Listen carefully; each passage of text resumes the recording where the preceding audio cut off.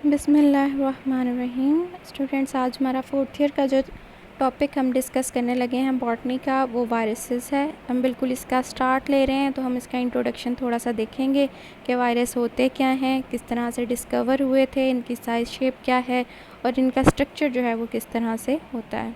तो सबसे पहले वायरसेस में वो कहता है कि आप इसको डिफ़ाइन करोगे non cellular infectious एंटाइटीज़ which contain RNA or DNA and encased in protein coat and reproduce only in living cell। तो वायरस आपके पास एक ऐसी बॉडी है जो सेल का स्ट्रक्चर पूरा नहीं रखती, अलबत्ता इसके अंदर RNA या DNA मौजूद होता है जो कि एक प्रोटीन के केस के अंदर मौजूद होता है, सेफ़ होता है, और ये सिर्फ लिविंग सेल के अंदर जो है वो रिप्रोड्यूस करता है। आउटसाइड ऑफ लिविंग बॉडी ये प्रोड्यूस नहीं करता। रिप्रोडक्शन इसकी सिर्फ लिविंग होस्ट के अंदर होगी। हिस्ट्री में वो आपको बता रहा है कि वो कहता है कि आपके पास वायरस लफ्ज़ इस्तेमाल किया जाता था पुराने ज़माने में ऐसी चीज़ के लिए जो भी किसी किस्म की जो है बीमारी कॉज कर रही थी, और उससे जो है वो लिविंग ऑर्गेनिज़म जो है वो सर्वाइव नहीं कर पाता था, डेथ हो जाती थी, तो उसको जो है वो उन्होंने वायरस का नाम देना शुरू कर दिया। तो वायरस जो है वो एक लातीनी ज़ुबान का लफ्ज़ है जिसका मीन है वेनम, और वेनम से मुराद यानी पॉइजनस सब्सटेंस, और इसको जो है वो कहता है कि डिज़ीज़ कॉजिंग सब्सटेंस के लिए इस्तेमाल किया गया। इलेक्ट्रॉन माइक्रोस्कोप से के बनने से भी 50 साल पहले जो है वो कहता है कि इसकी एग्जिस्टेंस का उन्हें पता चल गया था कि हमारे पास कोई एक सेलुलर चीज़ है जो कि डिज़ीज़ कॉज करती है, जिसमें न्यूक्लिक एसिड मौजूद है और प्रोटीन का कोट मौजूद है। कैसे पता चला था? लुई पास्चर ने 1884 में, ए मेयर ने 1886 में जो है वो टोबैको प्लांट पे मोज़ेक डिज़ीज़ को स्टडी करते हुए इसका पता लगाया था। मोज़ेक डिज़ीज़ हमारे पास ऐसी डिज़ीज़ होती है जिसमें आपको प्लांट पे जो है वो डिफरेंट पैटर्न कलर नज़र आएंगे, एक कलर नज़र नहीं आएगा। यानी कि आप उसका टोबैको का यानी तंबाकू का पत्ता लो, उसको जब मोज़ेक डिज़ीज़ है तो उस पत्ते में आप देखोगे कि आपको डिफरेंट पैचेस नज़र आ रहे होंगे ग्रीन कलर के, कुछ लाइट, बिल्कुल लाइट, कुछ उससे डार्क, और कुछ बिल्कुल डार्क कलर के पैचेस जो हैं वो उस पर मौजूद होते हैं। तो उसी वजह से उसको मोज़ेक डिज़ीज़ का नाम दिया गया है। तो वो कहता है कि लुई पास्चर ने और ए मेयर ने जब इसको स्टडी किया तो उन्होंने जो है ये डिस्कवर किया कि इसमें हमारे पास एक ऐसी ए सेलुलर चीज़ है जिसके अंदर RNA भी है, DNA भी है, यानी वो रिप्रोड्यूस कर सकता है और वो सेफ़ है प्रोटीन के एक कोट के अंदर। वो कहता है कि हमारे पास ये एक ऑर्गेनिज़म से दूसरे ऑर्गेनिज़म तक ट्रांसमिटेबल है। किसी भी चीज़ का इन्फेक्शियस होने के लिए आपने बायो में पढ़ा होगा कि पोस्टुलेट जो दिए गए थे उनमें से एक ये पोस्टुलेट था कि फिल्ट्रेट निकालो, आप किसी डिज़ीज़ वाले प्लांट का और उसको आप नेक्स्ट किसी होस्ट में दो तो वो उसमें बीमारी कॉज कर सकता है। तो ये कर सकता था, इस वजह से इसको जो है वो इन्फेक्शियस एंटाइटी का नाम दिया गया।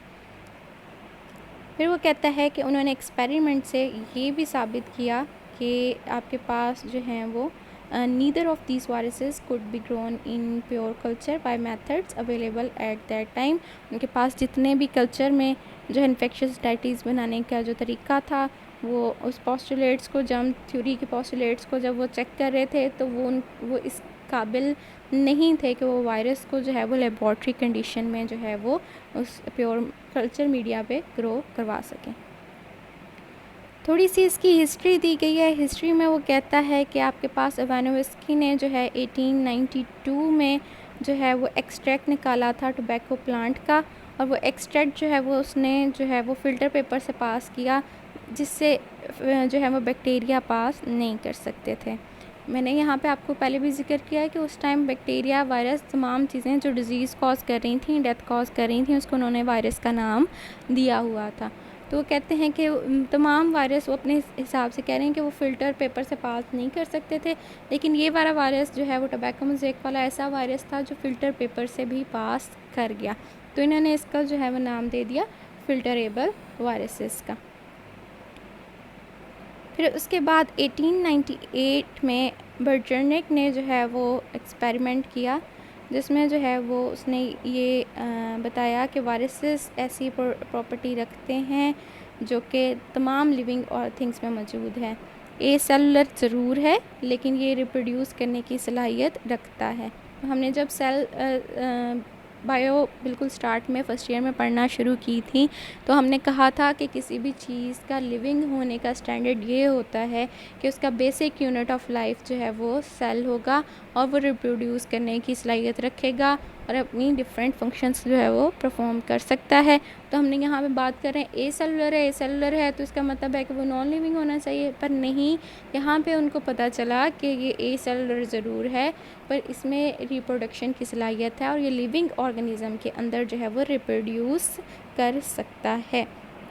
फिर उसके बाद लेटर जो है टॉर्ट और डीहल ने जो है वो एक्सपेरिमेंट किया था सम वायरसेस इन्फेक्ट बैक्टीरिया। उन्होंने कहा कि कुछ वायरसेस ऐसे भी होते हैं जो कि बैक्टीरिया को इन्फेक्ट कर सकते हैं।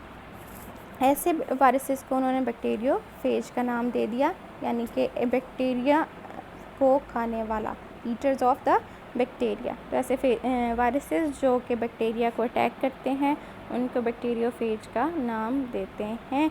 तो फिर यहाँ पे हमारे पास जो है वो मेजर ग्रुप्स बायोलॉजी के जो हैं वो 3 बन गए, the plants, the animals, plants and bacteria, जिनको वायरस जो है वो इन्फेक्ट कर सकता था।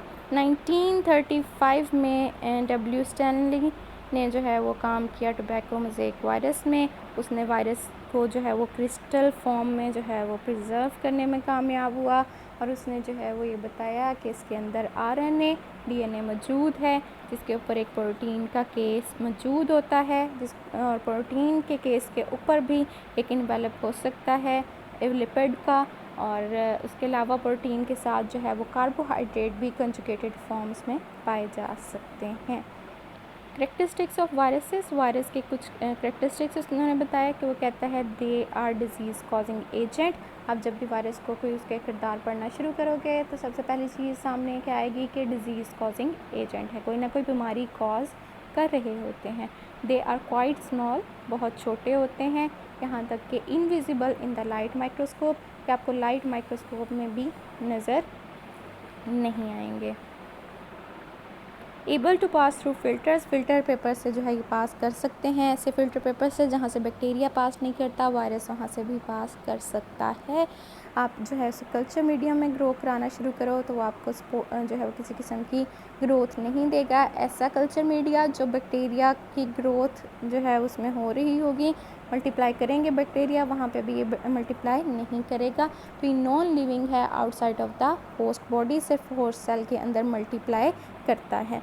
फिर उसके बाद वो कहता है कि ये आपके पास डीएनए या आरएनए से इसका कोर बना होता है जो कि एक प्रोटीन के कोट के अंदर सेफ होता है। उस प्रोटीन के कोट को हम कैप्सिड कहते हैं, ठीक है, न्यूक्लिक एसिड का कोर जो कि प्रोटेक्टेड है एक प्रोटीन कोट से, जिसे हम कैप्सिड कहते हैं। तो वो कहता है कि डीएनए और आरएनए जो है ये वायरल जीनोम के तौर पे काम करते हैं और जो है वो जेनेटिक इन्फॉर्मेशन जो है वो कोड की फॉर्म में या आरएनए की फॉर्म में मौजूद होगी या डीएनए की फॉर्म में इनमें मौजूद होगी।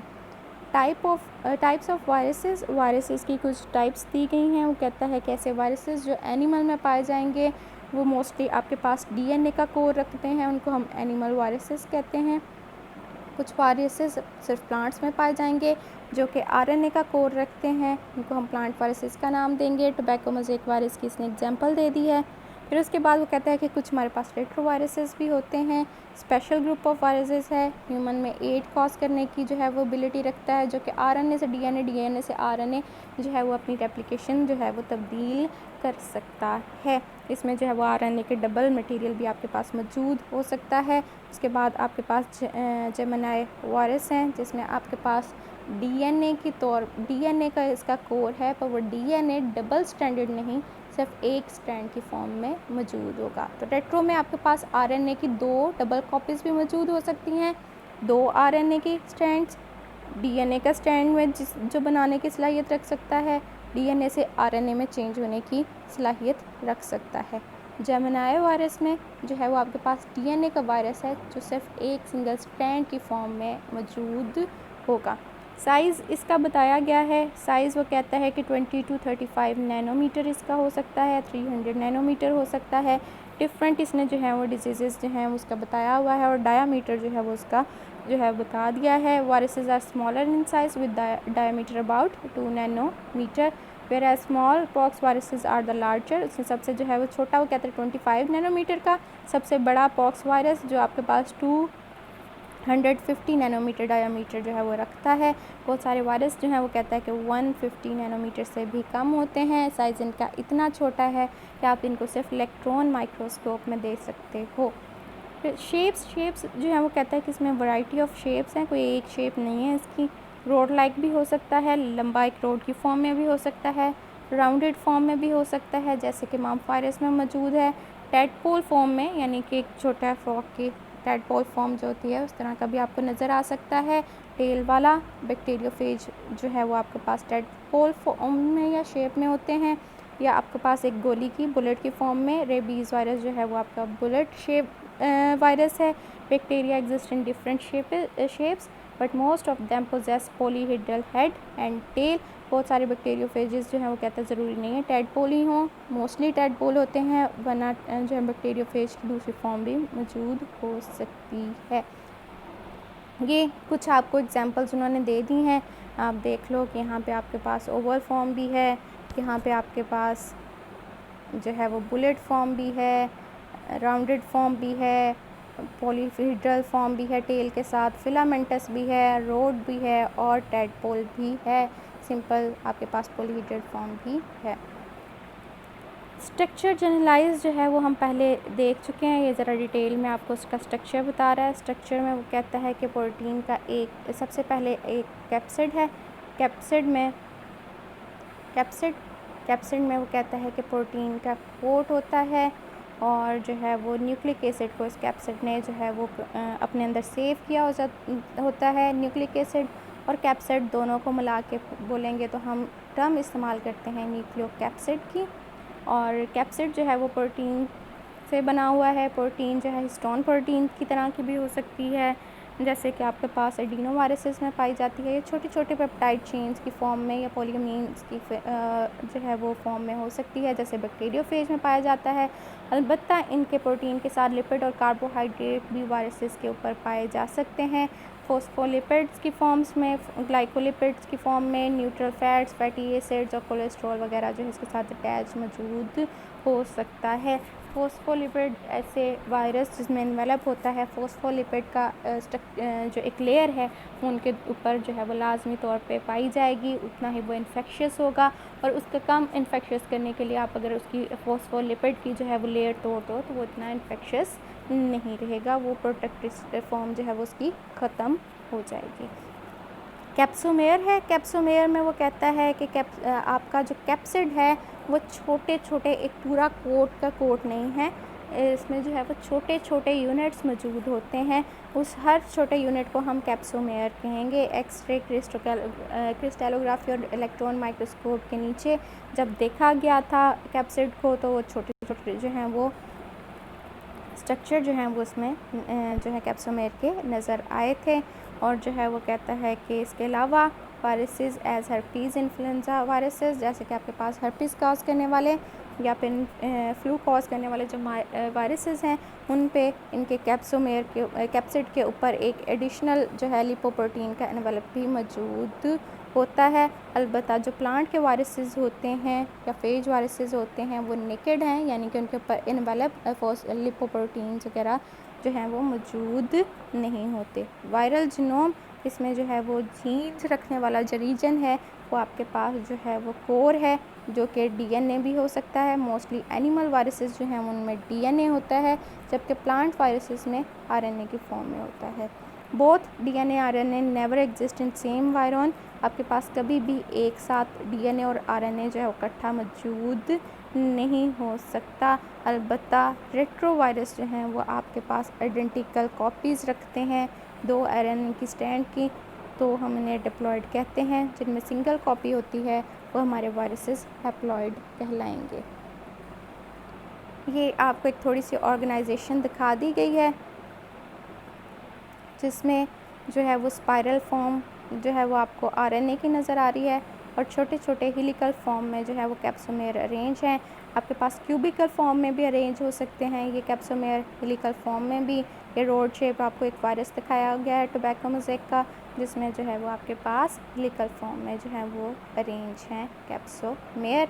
दरमियान में जो है वो आरएनए, ये पूरा का पूरा इसका कैप्सिड और आरएनए का, ऊपर ये कैप्सिड जो कि हेलिकल फॉर्म में मौजूद हैं।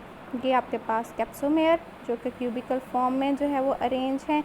इसके अंदर जो है वो आपके पास पॉलीहेड्रल फॉर्म में है, इसके अंदर जो है वो उसका डीएनए या आरएनए का मटेरियल मौजूद